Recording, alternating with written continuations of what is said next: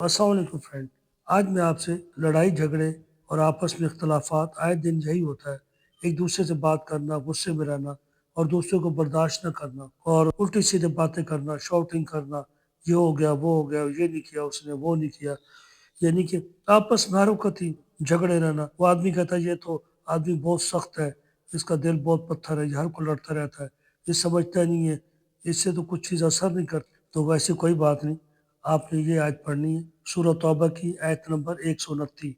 बिस्मिल्लाहिर्रहमानिर्रहीम। अव्वल व आखिर 11 दफ़ा दुरूद शरीफ पढ़ के हर नमाज के बाद अगर आप पढ़ें ना, इसको 11 दफ़ा ही पढ़ें हर नमाज के बाद तो बहुत अच्छा। हस्बी अल्लाह ला इलाहा इल्ला हुवा अलैहि तवक्कलतु व हुवा रब्बुल अर्शिल अज़ीम। हस्बी अल्लाह ला इलाहा इल्ला हुवा अलैहि तवक्कलतु व हुवा रब्बुल अर्शिल अज़ीम। ये सूरह तौबा की आयत नंबर 129 है और ये आप पढ़ें हर नमाज के बाद 11 दफ़ा पढ़ें जहाँ नमाज में बैठे हुए, तो आपकी औलाद फर्माबरदार हो जाएगी।